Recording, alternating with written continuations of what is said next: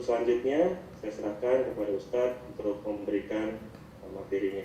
Kepada Ustadz. Jazakallahu khairan. Bismillahirrahmanirrahim. Assalamualaikum warahmatullahi wabarakatuh.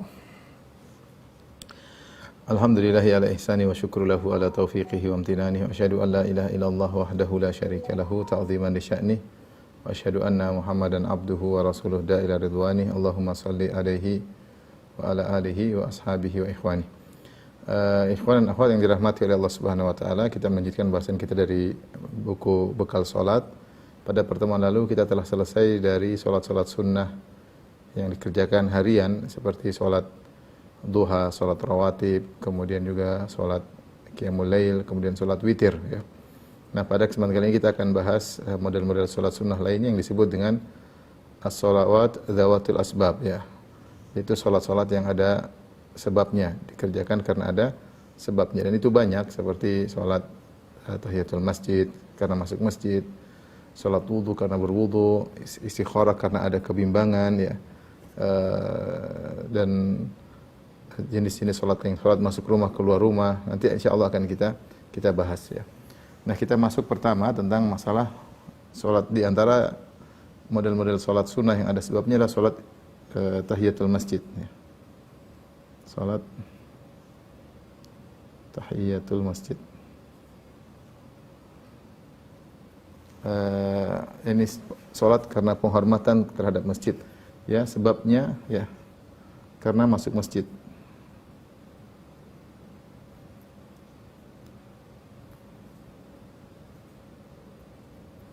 Sebabnya karena masuk masjid. Yang kedua, hukumnya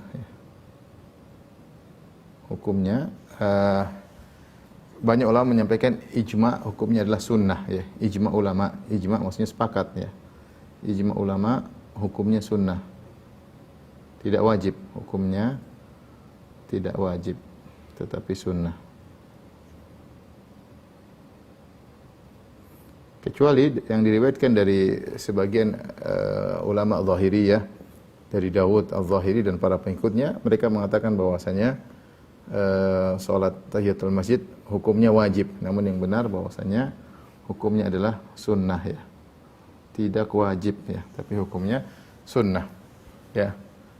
Yang mengatakan wajib ya, mereka berdalil dengan keumuman hadis atau zahir dari hadis, kata Rasulullah SAW, idza dakhala ahadukumul masjida falyarka rak'ataini qabla an yajlis. Hadis Abu Qatadah. Jika kata Nabi sallallahu alaihi wasallam, jika salah seorang dari kalian masuk masjid, maka hendaknya dia salat 2 rakaat sebelum dia duduk. Sebelum dia duduk. Ini zahir hadis. Rasulullah mengatakan jika masuk masjid hendaknya salat 2 rakaat. Zahir hadis adalah wajib.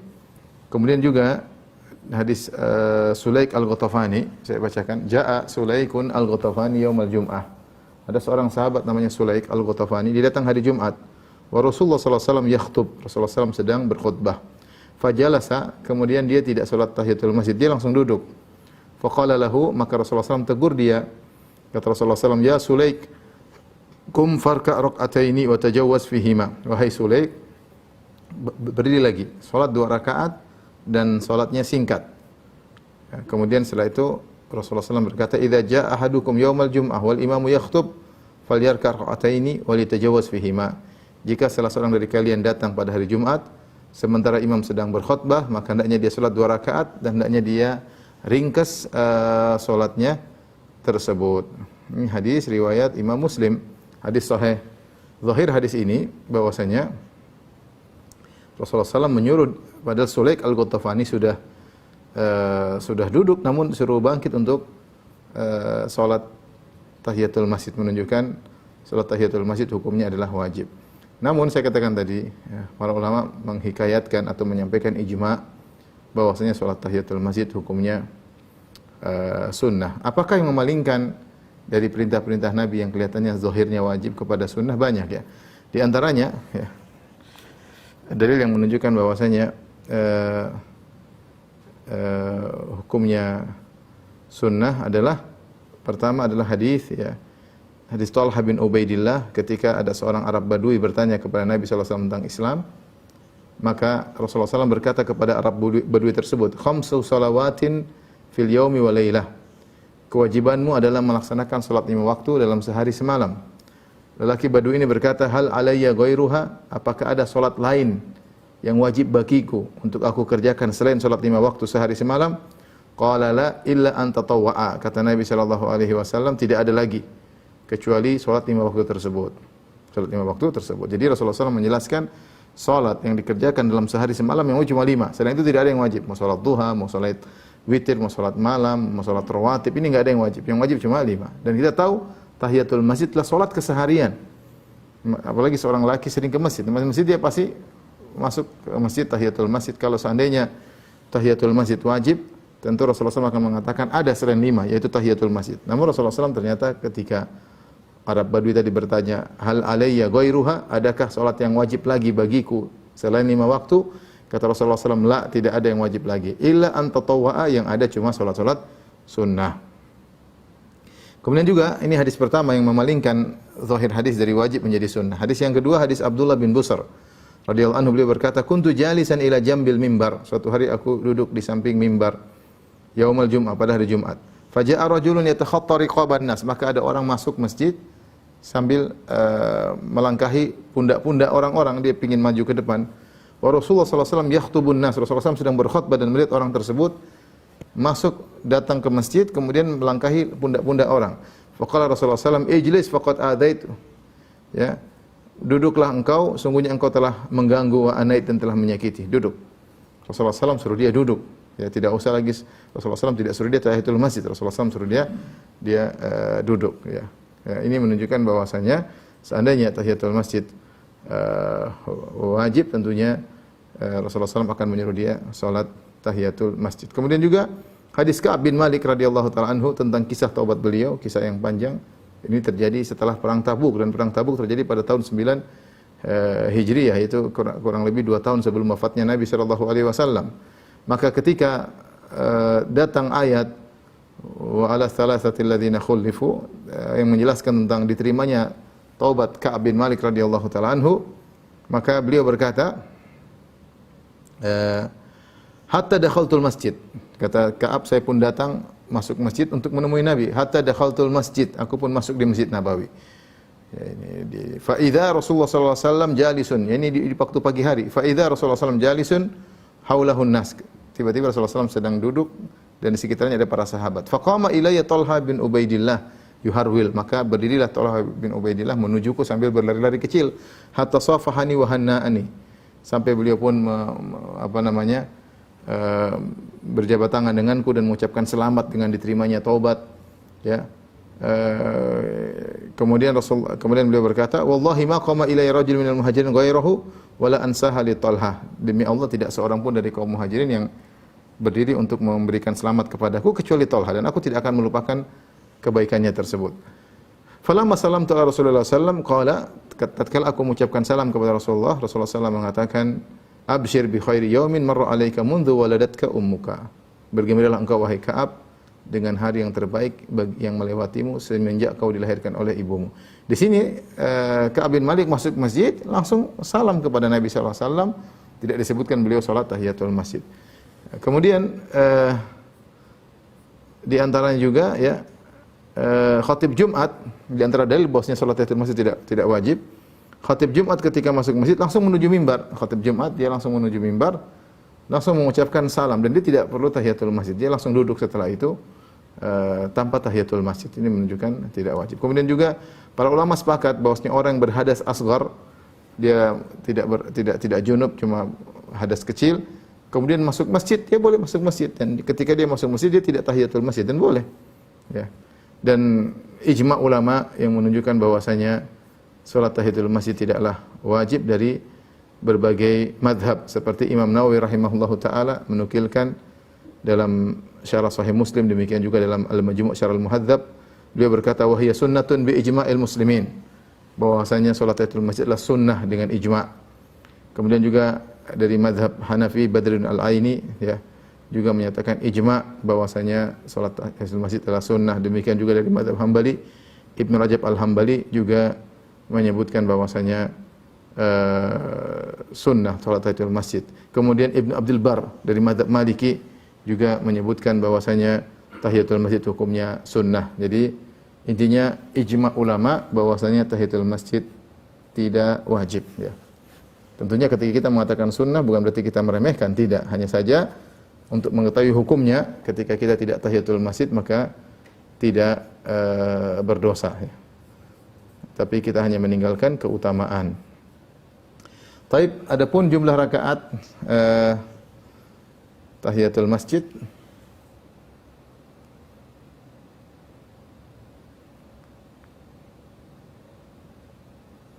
maka jumlahnya adalah 2 rakaat. Sebagaimana dalam hadis tadi, idza dakhala ahadukumul masjida falyarka' rak'ataini qabla an yajlis. Jika salah seorang dari kalian masuk masjid maka hendaknya dia salat 2 rakaat sebelum dia duduk ya. Imam Nawawi berkata, tahiyatul masjid rak'atani lil hadis. Fa in shalla akthar min rak'ataini bi taslimatin wahidatin jaza. Ini kata Imam Nawawi, tahiyatul masjid ya, 2 rakaat sebagaimana berdasarkan hadis Abu Qatadah tadi yang kita sebutkan. Jika seorang salat lebih dari 2 rakaat dengan 1 salam maka boleh. Dan ini pendapat Imam Nawawi. Demikian juga pendapat Al-Buhuti dari mazhab Hambali ya. Dia mengatakan disunahkan tahiyatul masjid 2 rakaat atau lebih. Boleh lebih dari 2 rakaat. Adapun 1 rakaat tidak boleh ya, tidak boleh 1 rakaat ya. Jadi minimal 2 rakaat atau lebih ya. Tidak cukup 1 rakaat. Karena hadis mengatakan hendaknya dia salat 2 rakaat. Taib, beberapa permasalahan-permasalahan terkait permasalahan-permasalahannya.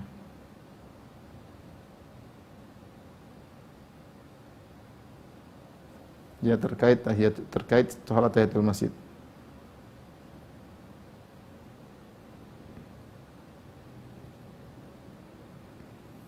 Kita akan bacakan. Yang pertama, ketika datang ke masjid sudah ditegakkan salat wajib. Kalau kita masuk masjid sudah ditegakkan salat wajib, maka tidak perlu kita tahiyatul masjid ya.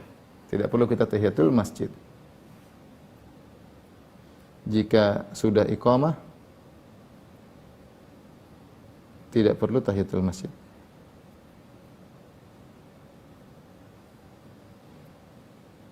Berdasarkan hadis Nabi SAW, idza uqimatis salat fala salata illal maktubah. Jika telah diiqamatkan salat, maka tidak ada salat kecuali salat fardu yang diiqamatkan tersebut. Fala salata illa allati uqimat. Tidak boleh dikerjakan salat yang kalau sudah iqamat maka selesai. Kita tidak perlu tahiyatul masjid lagi ya. Tidak perlu tahiyatul masjid ya. Kemudian juga yang kedua, permasalahan kedua, jika sudah terlanjur duduk, bagaimana? Maka jawabannya, jika baru sebentar duduk, maka boleh tahiyatul masjid.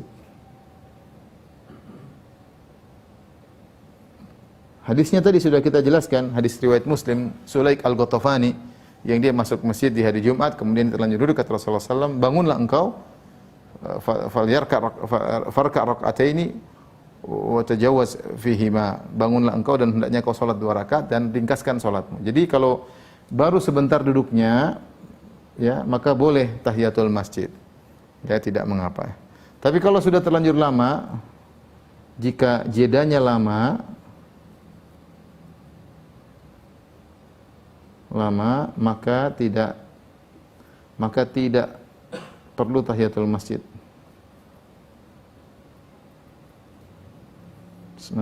Dan tidak ada qadha. Berdasarkan ijma' ulama. Jadi tidak perlu diqadha. Kalau sudah lama ya sudah. Kalau jedanya lama maka tidak perlu tahiyatul masjid. Ini inti dari pembahasan terkait permasalahan yang kedua ya. Kemudian permasalahan ketiga, tahiyatul masjid di Masjidil Haram. Salat tahiyatul masjid Masjidil Haram. Jika masuk Masjidil Haram.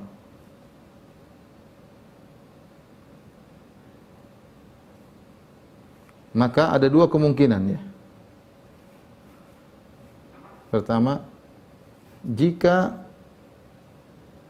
hendak langsung tawaf,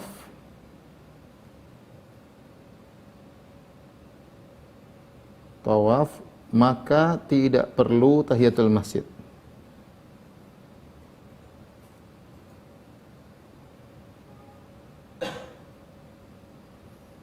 Karena sudah cukup jika seorang mau tawaf, maka tawaf adalah tidak perlu lagi tahiyatul masjid ya.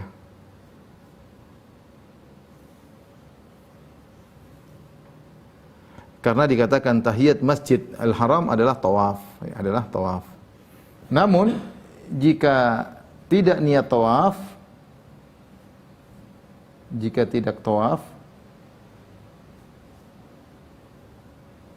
maka tahiyatul masjid, maka sholat tahiyatul masjid.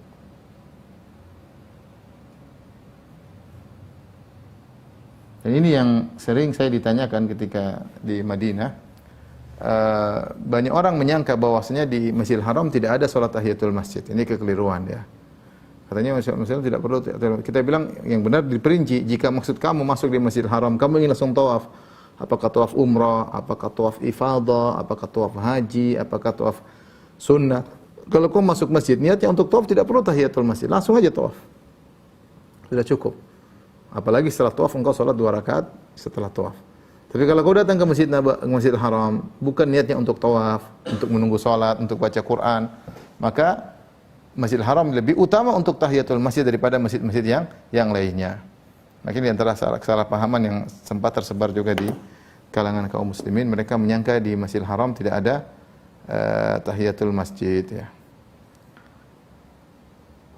Taib, pembahasan berikutnya, permasalahan berikutnya ini sudah.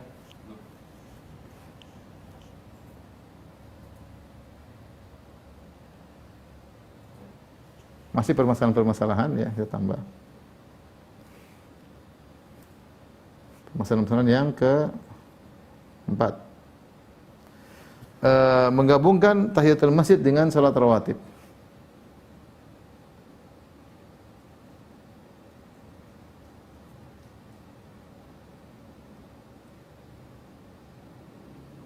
Dengan salat yang lain, dengan salat-salat yang lain. Hukumnya bagaimana? Boleh. Boleh karena tujuan tercapai. Tujuannya tercapai. Ya. Kenapa? Karena kita tahu tujuan dari tahiyatul masjid yang penting sebelum duduk salat. Rasulullah SAW mengatakan, "Idza dakhala ahadukumul masjida falyarka' rak'ataini qabla an yajlis." Jika salah seorang dari kalian masuk masjid, maka hendaknya dia salat 2 rakaat sebelum dia duduk. Maka ketika dia sholat fardu misalnya, dia masuk masjid langsung sholat zuhur. Selesai, tidak perlu, bahkan dia sudah sholat 4 rakaat. Maka tujuan dari tahiyatul masjid telah dia capai. Ini contoh. Sehingga dia gabungkan dengan sholat yang lain tidak mengapa. Contoh lagi misalnya dia masuk masjid dengan sholat langsung qobliyah subuh. Begitu masjid langsung sholat qobliyah subuh 2 rakaat, maka sudah cukup. Sudah cukup, tidak perlu dia tahiyatul masjid karena tujuan dia tercapai. Atau dia masuk masjid kemudian dia sholat misalnya sholat qobliyah zuhur, maka tidak perlu dia tahiyatul masjid. Dengan qobliyah zuhur maka sudah tercapai tujuan tahiyatul masjid. Bahkan sebagian ulama menganggap kalau tidak perlu dengan tahiyatul masjid dulu baru qobliyah, tidak perlu. Sebagian ulama memandang demikian, terutama ketika sholat fajar. Sholat fajar tidak usah kita ke masjid sholat qobliyah dulu, sholat tahiyatul masjid dulu baru qobliyah, langsung aja qobliyah subuh. Sebagian ulama berpendapat demikian ya. Karena demikianlah yang dianjurkan ya. Taib.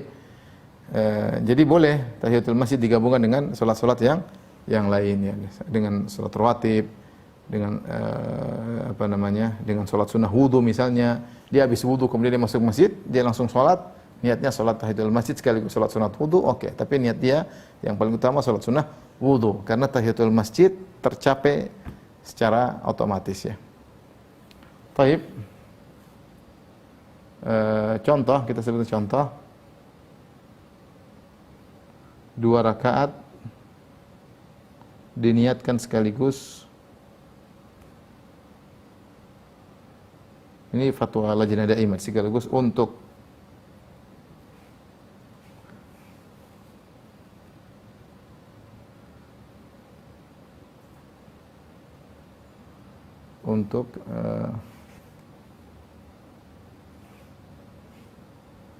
pertama adalah tahiyatul qabliyah misalnya,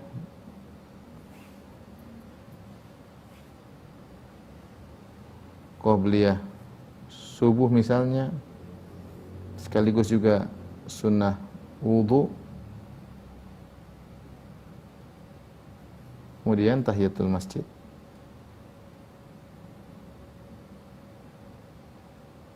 Ya. Jadi sekaligus 3 niat. 3 niat. Ini boleh ya. Boleh.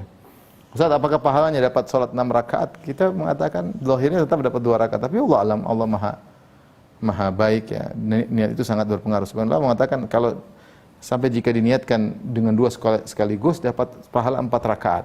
Allah yang lebih tahu ya. Meskipun yang dikerjakan 2 rakaat. Allah alam bisawab. Ini contoh boleh menggabungkan beberapa salat dalam satu kondisi. Kenapa? Karena tujuannya semua tercapai.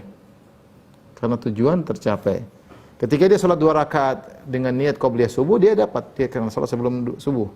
Kemudian dia baru habis selesai wudu, maka dia sholat sunnah wudu. Sekaligus dia baru masuk masjid, maka dia sholat tahiyatul masjid. 2 rakaat mewakili ketiga-tiganya. Baik, pembahasan berikutnya,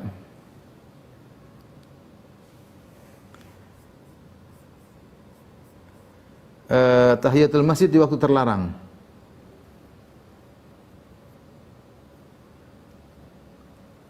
Salat tahiyatul masjid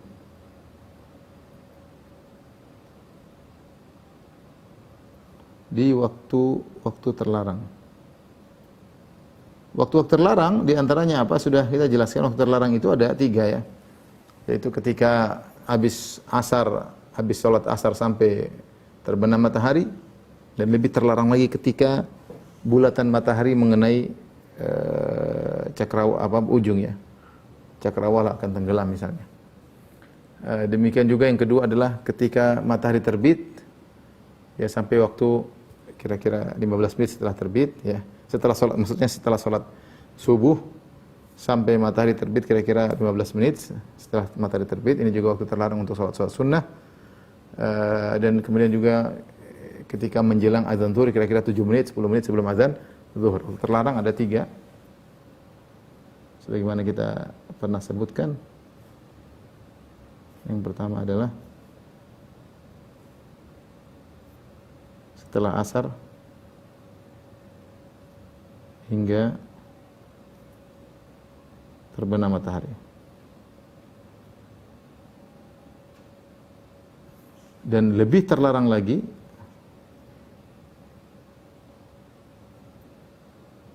ketika bulatan matahari mau tenggelam. Bulatan matahari akan tenggelam. Ya. Jadi kalau setelah salat asar, para penyembah matahari mereka bersiap-siap. Mereka zikir petang berzikir kepada matahari. Dan mereka mulai sujud ketika bulatan matahari mulai tenggelam. Itu puncak-puncak kita dilarang untuk salat sunnah karena kita tasyabuh dengan waktu mereka salat. Yang kedua, setelah salat subuh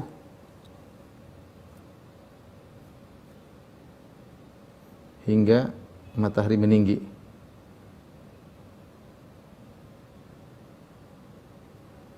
Lebih terlarang lagi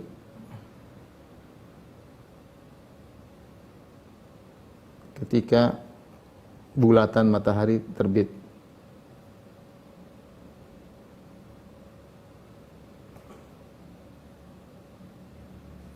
Yang ketiga adalah sekitar kurang lebih 8 menit atau 10 menit. Ada yang bilang 7 menit. Itu ketika matahari benar-benar di tengah sampai dia tergelincir sebelum azan zuhur.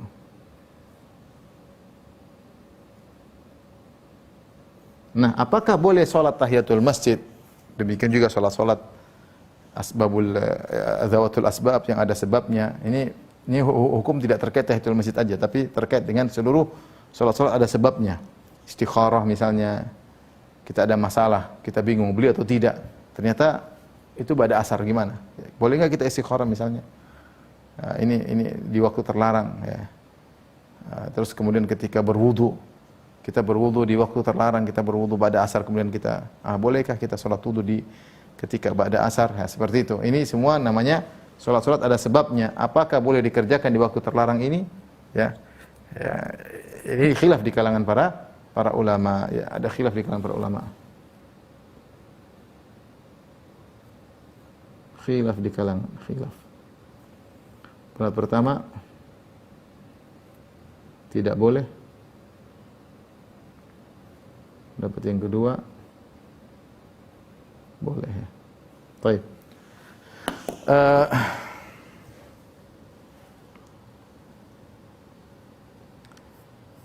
Pendapat pertama menyatakan bahwasanya salat tahiyatul masjid tidak boleh dikerjakan di waktu terlarang. Dalilnya apa? Tidak boleh. Dalilnya seperti Rasulullah SAW bersabda, hadis Abu Sa'id Al-Khudri, la salata ba'da subhi hatta tartafi asyams. Tidak ada salat setelah salat subuh, tidak ada salat sunnah setelah salat subuh sampai matahari meninggi. Itu sampai 15 menit sampai waktu syuruk.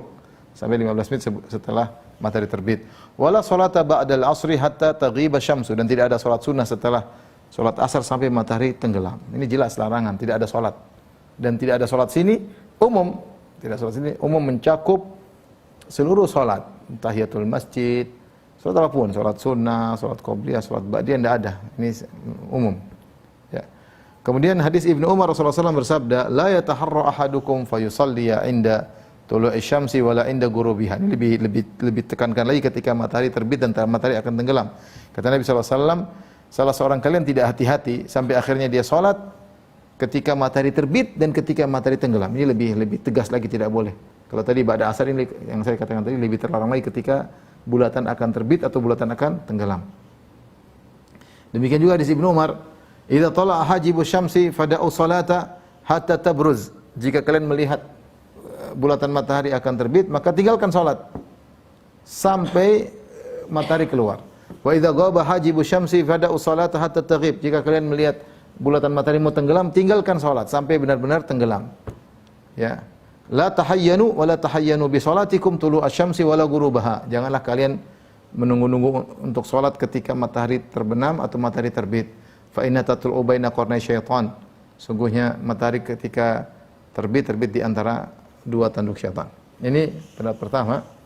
Rasulullah mengatakan la salata, tidak ada salat sama sekali. Rasulullah mengatakan da'u salat, tinggalkan salat. Pendapat kedua, tahiyatul masjid boleh dikerjakan kapan saja. Dalilnya adalah hadis Abu Qatadah, idza dakhala ahadukum al-masjid fa yaqra rak'ataini qabla an yajlis. Jika salah seorang dari kalian masuk masjid, maka hendaknya dia salat 2 rakaat sebelum duduk. Di sini ada khilaf di kalangan para ulama. Saya akan jelaskan setelah ini terkait dengan masalah usul fikih ya. Baik. Ini sudah, Ben? Sudah. Baik.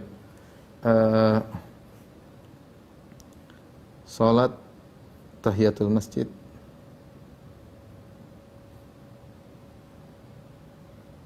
di waktu terlarang.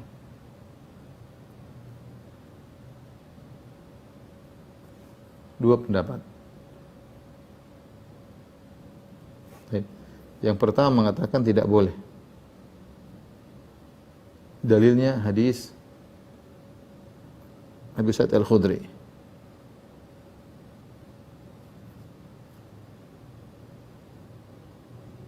Rasulullah SAW bersabda, la salata ba'dal asr hatta taghrib asy-syams wala salata ba'dal fajri hatta tartafi asy-syams. Perhatikan, kata Nabi, tidak ada salat. Tidak ada salat setelah asar dan seterusnya sampai matahari terbenam, dan tidak ada salat setelah fajar, setelah salat fajar sampai matahari terbit. Perhatikan sini tidak ada salat. Di sini umum, lafal ini adalah lafal umum. Umum mencakup seluruh salat. Mencakup seluruh salat dilarang.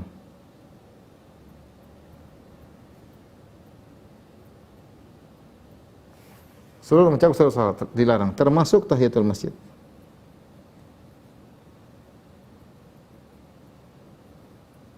Dilarang. Karena Rasulullah menggunakan la nafiyatun lil jins, tidak ada jenis salat. Pokoknya tidak ada jenis salat apapun setelah salat asar, tidak ada. Salat apapun enggak ada. Enggak boleh. Sampai matahari tenggelam baru boleh salat. Dan tidak ada jenis salat apapun yang boleh dikerjakan setelah salat subuh sampai tinggi matahari. Maka para ulama yang mengatakan tidak boleh salat tahiyatul masjid terlarang, mereka berdalil dengan keumuman hadis ini, tidak ada salat ini umum. Baik. Yang kedua, pendapat yang mengatakan boleh. Mereka juga berdalil dengan keumuman. Tapi dengan berdalil dengan keumuman, ini berdalil dengan keumuman. Hadis Abu Sa'id Al-Khudri. Boleh juga berdalil dengan keumuman.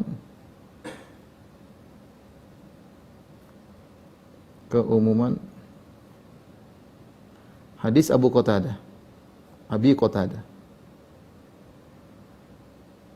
Yang kata Rasulullah SAW tadi, idza dakhala ahadukumul masjidah. Perhatikan. Idza dakhala ahadukumul masjidah falyarka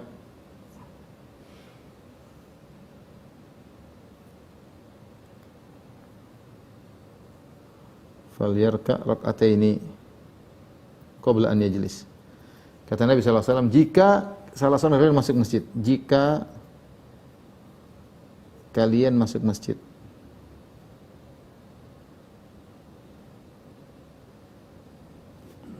maka salat tahiyatul masjid. Salatlah tahiyatul masjid.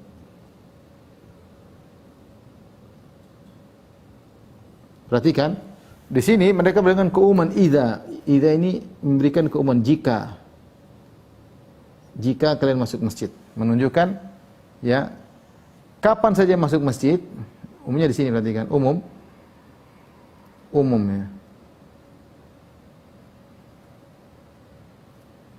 Umum mencakup segala waktu, umum mencakup seluruh waktu ketika masuk masjid.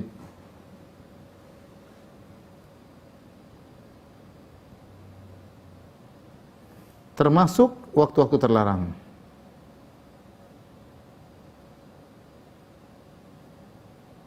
Rasulullah SAW mengatakan, jika kalian masuk masjid, sudah. Rasulullah tidak bilang kecuali ketika waktu terlarang. Rasulullah tidak mengecualikan. Rasulullah bilang, jika kalian masuk masjid, mau pada asar, mau pada subuh, pokoknya Rasulullah jika masuk masjid. Berarti umum.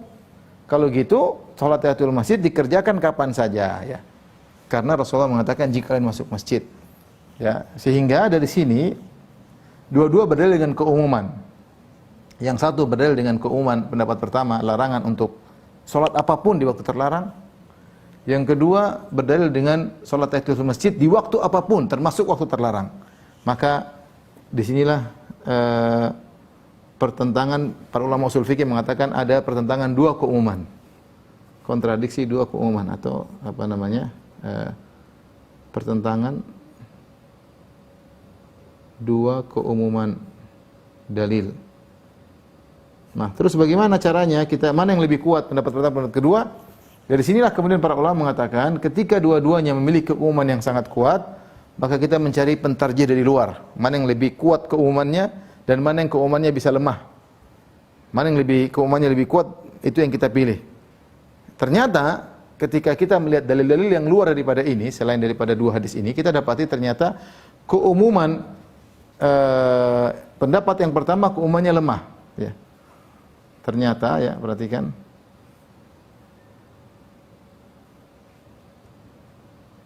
Dengan meninjau, ya, maka pertentangan keumuman dua dalil, maka harus melihat dalil-dalil yang lain.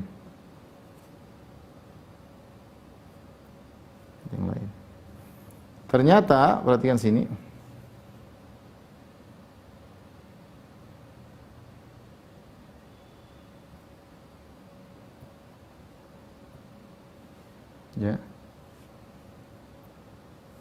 Ya, ternyata keumuman dalil pendapat pertama lemah.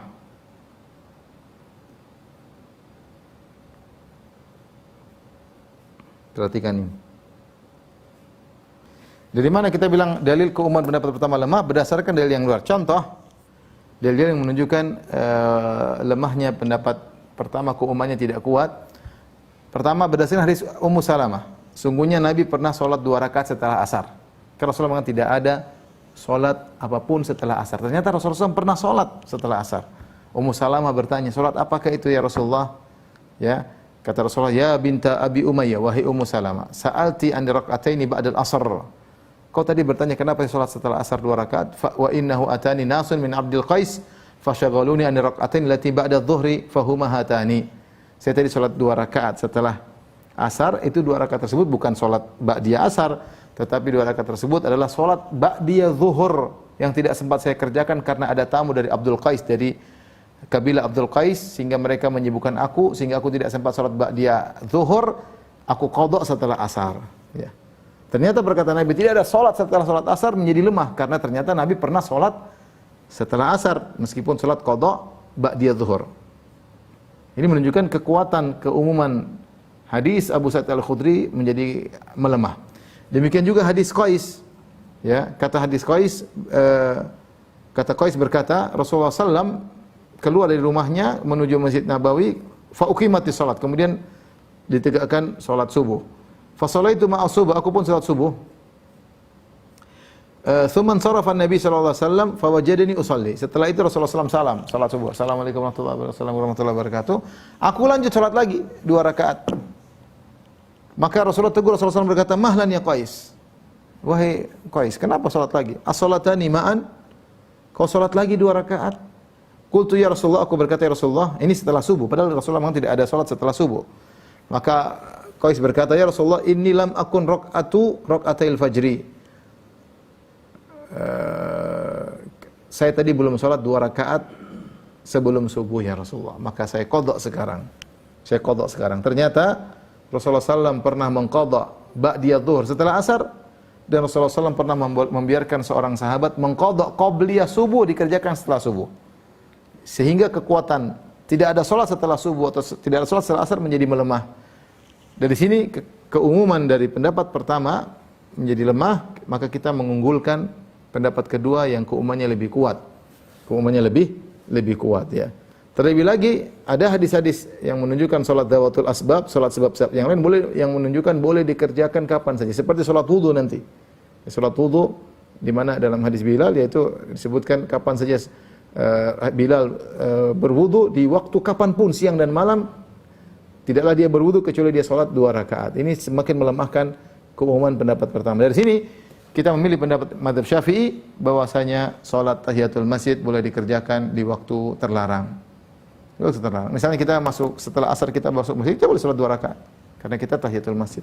Kita masuk masjid setelah subuh, ya, kita salat tahiyatul masjid. Boleh berdasarkan keumuman hadis Abu Qatadah radhiyallahu taala anhu. Hanya saja ketika matahari mulai tenggelam atau terbenam, hendaknya kita jauhi karena ini waktu lebih terlarang daripada waktu sebelumnya. Tapi seandainya ada yang salat, tak ada masalah. Ya. Seandainya ada yang salat, cuma saya bilang lebih hati-hati kita tinggalkan. Tapi kalau ada yang salat berdasarkan mazhab Syafi'i maka tidak mengapa, dan keumuman hadis Abu Sa'id Al-Khudri pendapat kedua yang membolehkan salat tahiyatul masjid kapan saja lebih kuat. Wallahu a'lam bishawab. Tapi permasalahan berikutnya tentang salat tahiyatul masjid adalah permasalahan yang terakhir, yaitu jika tahiyatul masjid kita masuk masjid berulang-ulang. Jika kita masuk masjid berulang-ulang, apakah kita disunahkan salat tahiyatul masjid berulang-ulang? Masuk keluar lagi 5 menit, masuk lagi, ada keperluan lagi, ada telepon, mungkin urusan bisnis, keluar lagi bicara 10 menit, balik lagi ya. Apakah disunahkan kita mengulang-ulang tahiyatul masjid? Ada khilaf di kalangan para ulama, ada yang mengatakan zahir hadis disunahkan. Kata Rasulullah SAW mengatakan idza dakhala, jika salah seorang dari kalian masuk masjid, menunjukkan kapan saja dia masuk meskipun berulang-ulang dia salat tahiyatul masjid. Sebenarnya berkata tidak, cukup sekali karena yang penting adalah penghormatan terhadap masjid, dan kalau disuruh berulang-ulang maka menimbulkan masyaqqah azimah, suatu yang sangat berat. Apalagi orang boleh 10 menit masuk lagi tahiyatul masjid lagi, 10 menit tahiyatul masjid lagi, maka berat bagi dia. Maka mereka mengatakan jika jedanya tidak lama, ada keperluan sebentar 5 menit, 10 menit masuk lagi, maka tidak perlu tahiyatul masjid lagi. Kecuali kalau jedanya lama setengah jam, 1 jam, maka jika dia kembali maka hendaknya dia tahiyatul masjid lagi. Sudah, Ben? Baik, itulah ikhwan dan akhwat yang terkait dengan salat tahiyatul masjid. Sekarang kita masuk pada pembahasan berikutnya, salat sunnah wudu.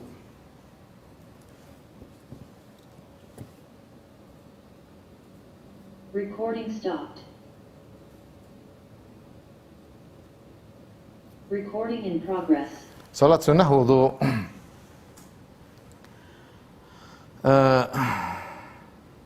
Hukumnya adalah sunnah, ya. Hukumnya sunnah, tidak wajib.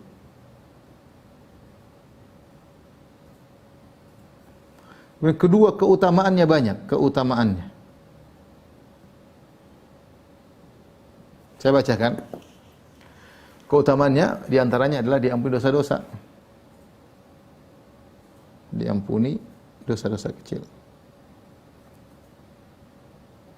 Di antaranya sebab masuk surga.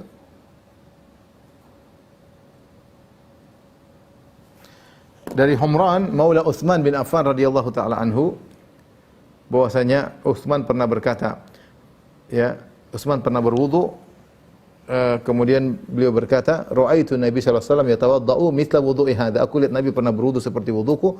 Kemudian Rasulullah sallallahu alaihi wasallam bersabda, "Man tawadda'a nahu wudu'i hadza." Siapa yang berwudu dengan cara wuduku ini, wudu yang sempurna. Tsumma qama faraka raka'ataini. Kemudian dia setelah wudu faraka, fa di sini langsung, lalu dia salat 2 rakaat. Ya, ini para ulama mengatakan salat sunnah wudu. Jadi karena Rasulullah menggunakan kata faraka, lalu setelah dia berwudu faraka, lalu dia salat 2 rakaat, la yuhadditsu fihi ma nafsahu. Kemudian dia khusyuk ketika salat 2 rakaat tersebut, ghufira lahu ma taqaddama min dzambih. Maka akan dihapuskan dosa-dosanya yang telah lalu.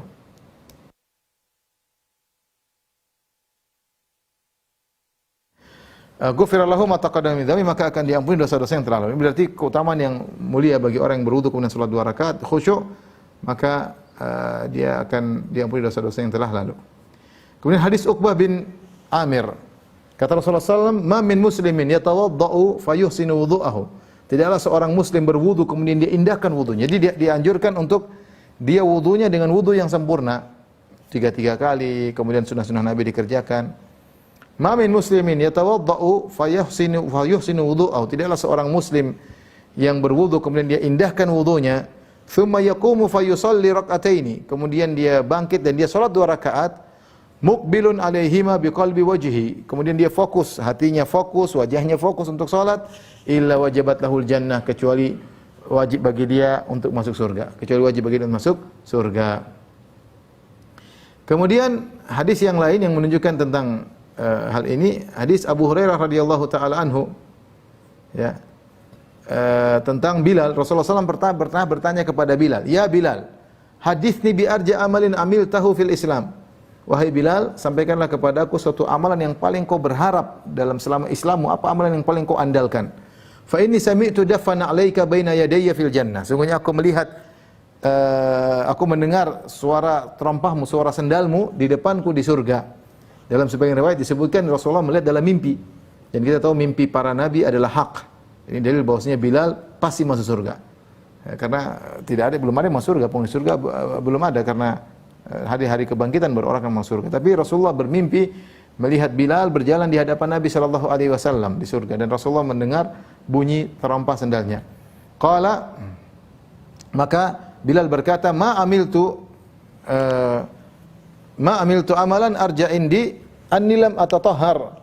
Aku tidak mengerjakan suatu amalan yang paling aku harapkan, yang paling aku andalkan, kecuali tidaklah aku bersuci fi sa'ati lailin aw naharin, kapanpun, di malam hari ataupun di siang hari, illa sholaitu bidzalika at-tuhuri ma kutiba li an usalli, kecuali aku akan salat dengan wuduku tadi, ya, bersuciku tadi, aku akan salat yang Allah tetapkan bagiku, mau 2 rakaat, 4 rakaat, 6 rakaat, ya. Ini Bilal salat sunnah wudu, salat sunnah wudu, ya, salat sunnah wudu. Taib. Ini menunjukkan bahwasanya salat sunnah wudu pahalanya besar, di antaranya diampuni dosa-dosa kecil, ya. Dan yang kedua, sebab masuk surga, sebagaimana Bilal menjadi mulia karena setiap dia berwudu kapanpun, di siang hari malam hari, dia selalu salat wudu dan bisa 2 rakaat, 4 rakaat dan seterusnya ya. Baik, jumlah rakaat dari sini kita bisa mengambil faedah dari hadis Bilal yang ketiga. Jumlah rakaat, sunnah wudu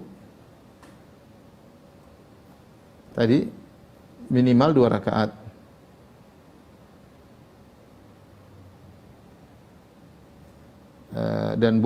Dan boleh lebih berdasarkan hadis Bilal. Hadis Abu Hurairah tentang Bilal ya. Hadis Bilal bin Rabah radhiyallahu taala anhu. Adapun lokasi kerja di tempat pekerjaannya, lokasi di mana saja ya. Di mana saja, di rumah, di masjid boleh. Di masjid atau di rumah. Maupun di rumah. Adapun waktu, kapan dikerjakannya waktunya? Waktu pengerjaannya kapan? Kapan saja. Kapan saja meskipun waktu terlarang.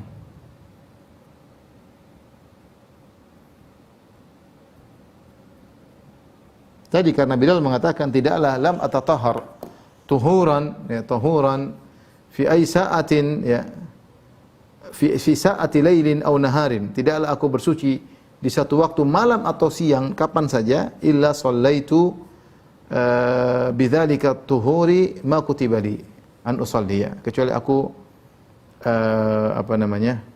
salat dengan wudu tersebut. Jadi fi sa'ati lailin aw naharin, kapan saja. Jadi waktunya kapan saja meskipun waktu-waktu terlarang ya. Meskipun waktu-waktu terlarang.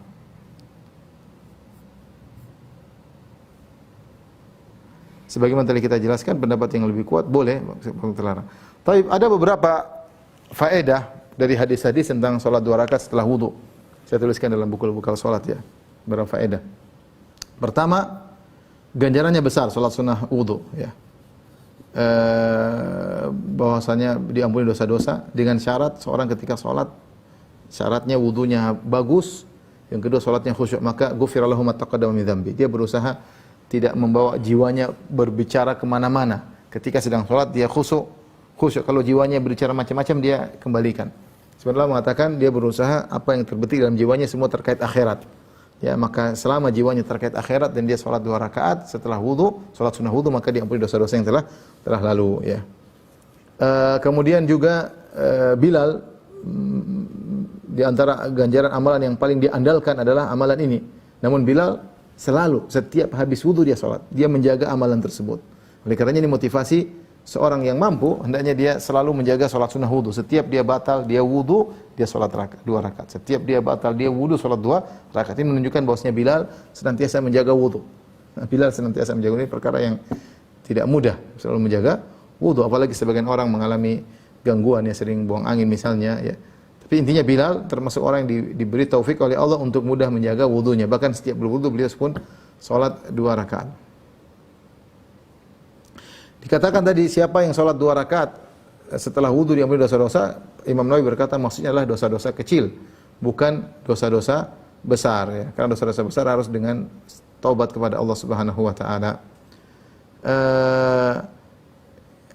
Hadis ini juga menunjukkan bahwasanya amalan yang tersembunyi lebih afdal daripada amalan yang kelihatan. Karena Rasulullah SAW bertanya kepada Bilal, maka Bilal jelaskan, artinya amalan tersebut tidak banyak diketahui oleh orang. Bilal mengerjakan setiap dia berwudu dia salat, setiap berwudu dia salat ya. Hadis ini juga menunjukkan tentang keagungan sahabat Nabi yang bernama Bilal bin Rabah, dan dia dijamin masuk surga. Dia dijamin masuk surga ya. Dan hadis ini juga menunjukkan bahwasanya salat tahiyatul masjid, salat wudu boleh dikerjakan kapan saja, karena Bilal kapan saja dia batal, maka dia berwudu dia pun salat. Baik. Kita menyampaikan faedah terkait dengan salat wudu. Sebagian orang berdalil ya, faedah. Sebagian orang berdalil dengan hadis Bilal tentang bolehnya bid'ah hasanah.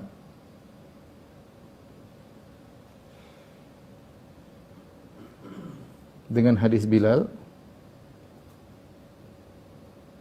bahwa Bilal mengkreasi, berinovasi, mengarang suatu salat. Ya, bahwa Bilal membuat salat bid'ah, yaitu salat bid'ah tapi bid'ah hasanah.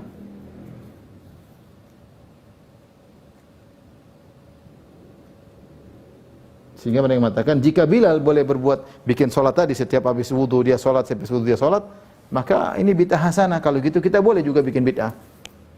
Ya, kata mereka Bilal membuat salat bid'ah tapi bid'ah hasanah. Ini dalil mereka.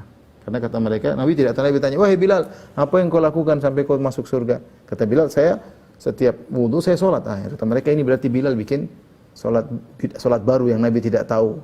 Tapi Nabi membolehkan, berarti bid'ah sana itu boleh. Baik, bantahannya bagaimana?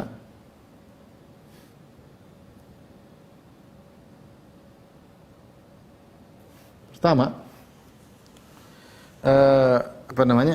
Pertama, ada dua kemungkinan ya, dua kemungkinan.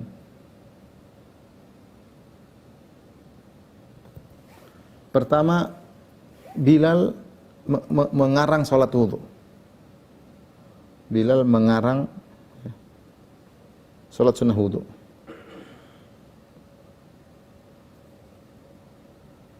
Ini adalah ijtihad dari beliau, ya.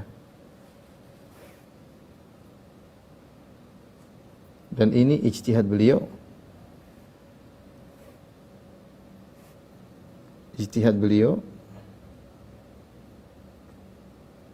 Dan dibenarkan oleh Nabi.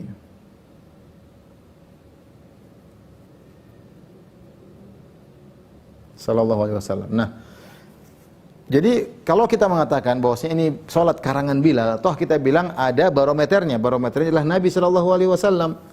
Makanya Nabi membenarkan. Karena kita tahu ternyata sebagian ijtihad sahabat ternyata salah ketika ditanyakan kepada Nabi. Contoh seperti 3 orang yang datang menemui istri Nabi sallallahu alaihi wasallam bertanya tentang ibadah Nabi fisir atau fil bait, ibadah Nabi ketika di rumah bagaimana? Maka istri Nabi menjelaskan Nabi kalau di rumah begini. Maka 3 sahabat ini bertekad melakukan ibadah yang luar biasa. Ada yang satu berkata, aku akan sholat malam terus aku tidak tidur. Satu mengatakan aku akan puasa terus aku tidak berbuka. Satu mengatakan aku tidak akan menikahi para wanita. Mereka beristihad karena ingin kebaikan. Satu ingin sholat malam terus tidak tidur, satu ingin puasa terus tidak berbuka, satu ingin jadi tiap hari puasa, satu ingin tidak menikah supaya bisa fokus ibadah. Tapi Rasulullah bantah semuanya. Ini ijtihad sahabat salah dan Nabi tegur. Jadi tidak semua ijtihad sahabat benar, makanya ditegur oleh Nabi sallallahu alaihi wasallam dan salah. Contoh lagi seperti ijtihad sahabat yang memotong kambing sebelum salat Idul Adha dengan tujuan agar kambingnya pertama dimakan. Tujuannya baik, tapi Rasulullah mengatakan syatu ka syatu lahmin. Kambingmu hanya kambing daging biasa saja bukan kambing korban. Jadi berijtihad tapi salah. Rasulullah SAW pun tegur ya bahwasanya ijtihadnya adalah keliru ya. Jadi tidak semua ide sahabat kemudian dibenarkan oleh Nabi sallallahu alaihi wasallam. Selama ada barometernya. Nah, kita bilang kalau kita katakan Bilal ini berijtihad membuat suatu kreasi salat baru, toh ada nabi yang mengatakan ini benar atau salah. Nabi mengatakan ini salatmu benar. Ini salatmu benar. Tapi kalau salah maka Nabi katakan bahwasanya salatmu adalah salah ya. Ya, Nabi. Nah, tidak mungkin kita terapkan sekarang. Kalau kita mau terapkan sekarang, seorang bikin kreasi salat baru, tapi siapa yang akan menentukan ini benar atau salah? Maka tidak mungkin mengkiaskan dengan hadis Bilal ini bahwasanya kita boleh bikin salat. Sekarang saya bikin salat ini, bikin salat saya bikin salat misalnya salat jam 1 siang ya, misalnya. Saya bikin salat jam 1 siang 2 rakaat. Bagus kok daripada orang tidur kita salat tatkala orang sedang tidur siang. Kalau malam hari kita sholat tidur malam, kita sekarang bikin sholat tatkala orang sedang tidur siang. Kita bilang nggak boleh. Nah, Bilal aja bisa bikin sholat. Kita bilang Bilal bikin sholat, tapi ada barometernya. Nabi yang menentukan benar atau salah. Sedangkan kamu sekarang siapa yang bisa menentukan benar atau salah? Baik. Ini kemungkinan pertama. Kemungkinan yang kedua, dan ini yang lebih tepat, Bilal tidak bikin kreasi. Kenapa? Karena dalil-dalil tentang sholat wudu banyak.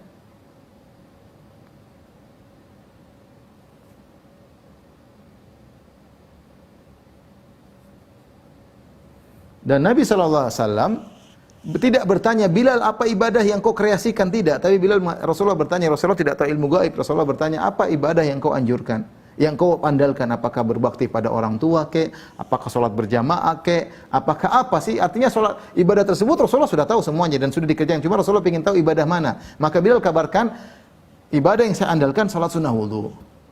Jawaban Bilal tadi tidak menunjukkan itu kreasi Bilal. Seandainya Bilal mengatakan, yang saya lakukan adalah berbakti sama orang tua. Apakah berbakti sama orang tua adalah kreasi Bilal? Jawabannya tidak. Seandainya Bilal menyebutkan, saya selalu sholat malam. Jawabannya Bilal seandainya, saya selalu sholat malam. Apakah sholat malam kreasi Bilal? Tidak, tapi itu yang diandalkan. Nah, ketika Bilal menjawab, saya selalu sholat sunnah wudu, bukan berarti jawaban itu menunjukkan itu kreasi Bilal. Tidak, radhiyallahu anhu. Dan ini yang lebih tepat bahwasanya Bilal tidak sedang menjelaskan dia berbuat sholat baru. Dia tidak mengatakan Rasulullah ada sholat baru yang saya kerjakan yang Anda tidak tahu. Bukan. Tapi dia menjelaskan ini amalan yang saya andalkan. Ya. Kalau orang lain ditanya mungkin lain lagi. Apa amalan yang buat kau masuk surga? Mungkin saya mungkin berjihad. Atau saya karena saya bersedekah macam-macam.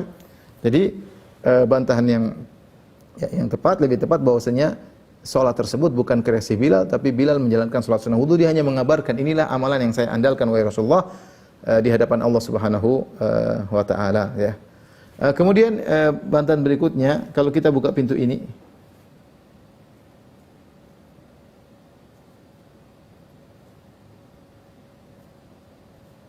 maka semua orang bebas berkreasi.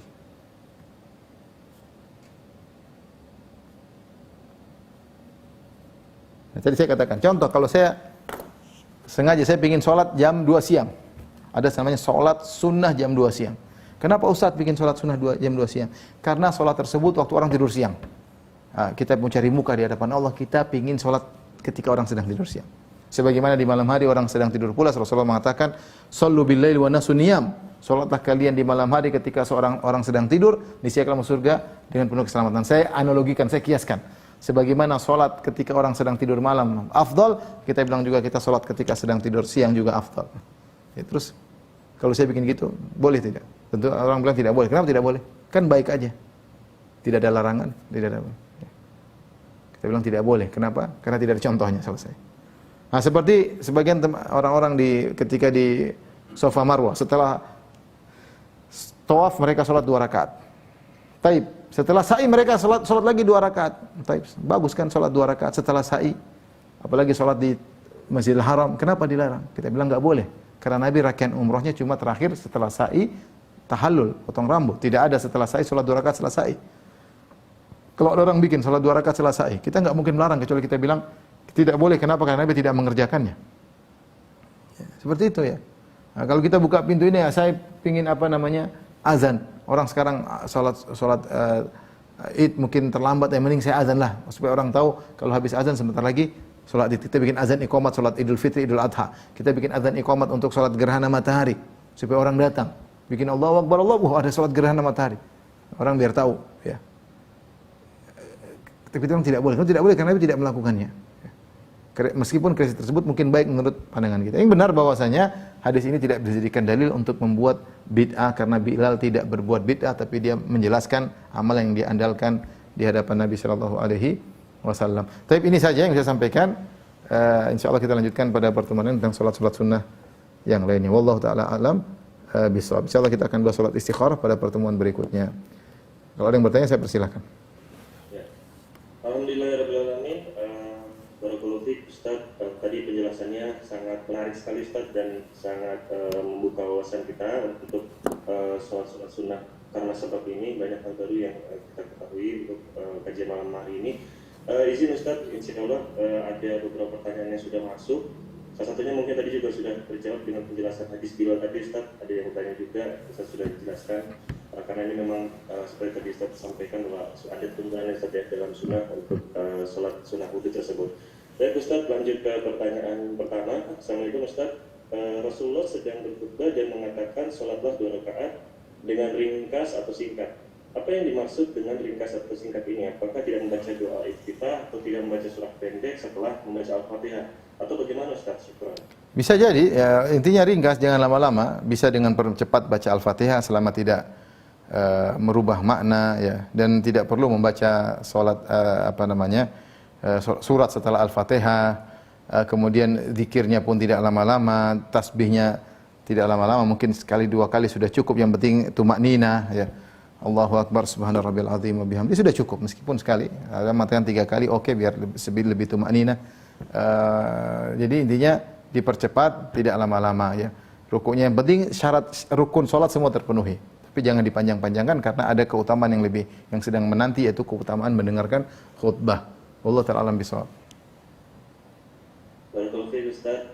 Ustaz, ini ada pertanyaan mungkin tadi sempat dibahas juga Ustaz. Bismillah Ustaz, apakah sholat tahiyatul masjid boleh dilakukan berulang-ulang, misal tiap kata wudhu seseorang keluar dari ruangan masjid untuk berwudhu lalu masuk ke dalam masjid melakukan sholat tahiyatul masjid, dan sekaligus Ustaz ingin bertanya, di Masjidil Haram manakah yang lebih utama, melakukan sholat tahiyatul masjid atau melakukan tawaf? Yang pertama ada khilaf di kalangan para ulama. Sebenarnya mengatakan zahir hadis kalau kita keluar masjid masuk lagi dianjurkan untuk apa? Mengulang-ulang tahiyatul masjid. Namun sebenarnya mengatakan itu berat. Yang penting kita sudah menghormati masjid, maka sudah cukup sekali selama jedanya tidak lama. Dan ini saya lebih condong pada pendapat ini, cuma jeda tidak lama, cuma 5 menit 10 menit kita balik lagi, tidak perlu tahiyatul masjid. Beda kalau setengah jam, 1 jam, jeda sudah lama, maka kita balik ke masjid, tahiyatul masjid lagi. Yang kedua, mana yang lebih utama ketika kita masuk Masjidil Haram, tawaf atau tahiyatul masjid? Lebih utama kita tawaf, kita memperbanyak tawaf sunnah. Kita dari hotel balik lagi tawaf, tapi kan tidak semua orang mampu untuk selalu tawaf ya, karena kepadatan yang luar biasa. Oleh karenanya kalau kita tidak tawaf, kita tahiyatul masjid. Kalau kita langsung niatnya mau tawaf, tidak perlu tahiyatul masjid, langsung aja menuju ke Ka'bah kemudian kita tawaf, tidak perlu tahiyatul masjid. Lagi pula setelah tawaf kita sholat 2 rakaat. Karena setiap tawaf apapun disunahkan sholat sunnah 2 rakaat. Berkati Ustaz untuk jawabannya, insyaallah menjelaskan. Pertanyaan selanjutnya Ustaz, Assalamualaikum warahmatullahi wabarakatuh. Bismillah. Ustaz, sholat tahiyatul masjid bolehkah dilakukan di langgar atau musola yang melakukan sholat 5 waktu, zuhur, asar, subuh, terkadang tidak melaksanakan Ustaz? Kita berusaha mengerjakan yang namanya masjid. Masjid bisa jadi musola kecil ya. Itu juga sebenarnya hakikatnya masjid kecil disebut dengan musola atau langgar. Selama dikerjakan sholat 5 waktu di situ, maka itu hukumnya adalah hukum masjid. Apalagi diwakafkan, apalagi terbuka untuk umum, maka dia adalah masjid kecil. Dia adalah masjid dikumandangkan azan 5 waktu, kemudian sholat 5 waktu. Dia hanya masjid kecil, orang sholat situ, dia hukumnya hukum masjid. Dan halnya kalau musola di kantor yang hanya cuma tahu-tahu jadi musola dadakan atau tebar buka, itu tidak, itu bukan hukum masjid. Tapi yang musola yang ada di kompleks yang selalu orang sholat 5 waktu itu, azan 5 waktu itu kita sholat tahiyatul masjid. Itu masjid kecil sebenarnya. Ya, baik Ustaz. Kemudian Ustaz, ini pertanyaan tentang menggabungkan sholat Ustaz. Assalamualaikum, izin bertanya Ustaz, apakah boleh sholat sunnah wudu digabungkan dengan sholat sunnah lain, misalkan sholat duha atau misalnya sholat tahiyatul masjid dengan sholat duha Ustaz? Boleh, karena tujuannya tercapai. Tujuan dari sholat tahiyatul masjid, yang penting sebelum duduk sholat 2 rakaat. Mau itu sholat duha, mau sholat qobliyah, mau apapun. Kalau antum sholat duhanya di masjid tentunya. Tidak mungkin menggabungkan sholat tahiyatul masjid dengan sholat duha di rumah, nggak mungkin. karena tahiyatul masjid harus di masjid. Itu tidak apa-apa. Demikian juga sholat wudu, sholat sunnah wudu digabungkan sholat wudu, sholat duha di rumah. Kita habis wudu kemudian kita niat sholat duha. Tapi dalam hati kita niatkan saya ingin sholat duha plus tahiyat plus sholat sunnah wudu. Ini boleh, nggak jadi masalah. Ya, baru Ustaz, ini ada yang serupa Ustaz, tapi ada perbedaan sedikit pada pertanyaannya. Bismillah, izin bertanya, apa bisa melaksanakan sholat sunnah ba'diyah isya dengan niat bersamaan dengan sholat witir dengan jumlah rakaat yang 3 rakaat Ustaz? Oh, enggak bisa karena masing-masing punya tujuan.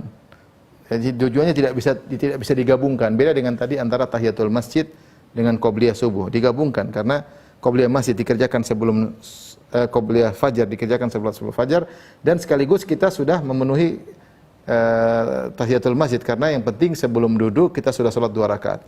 Jadi tujuannya tercapai dua-duanya. Lain halnya dengan sholat ba'diyah isya dengan witir, beda. Ba'diyah isya ada tujuannya yaitu 2 rakaat setelah isya. Kemudian witir ada lagi tujuannya sehingga tidak bisa mungkin digabungkan karena witir adalah penutup dari sholat malam. Tidak bisa digabungkan. Ya, ini insyaallah pertanyaan terakhir Ustaz. Ya. Terkait dengan waktu sholat terlarang. Assalamualaikum Ustaz, izin bertanya, jika terlambat bangun tidur tepat di waktu terlarang untuk sholat subuh, apakah langsung melaksanakan sholat atau menunggu terlebih dahulu Ustaz? Jazakumullah khairan. Kalau sholat fardu maka tidak ada waktu terlarang. Kapan kita ingat maka kita sholat ya. Maka kapan kita ingat maka kita sholat ya. Tidak jadi masalah ya. Wallahu a'lam bishawab. Demikian saja ikhwan dan akhwat yang dirahmati Allah Subhanahu wa taala. Yang bisa sampaikan, insyaallah kita lanjutkan pada kesempatan yang lain. Kurang lebih mohon maaf. Wabillahi taufiq wal hidayah. Assalamualaikum warahmatullahi wabarakatuh.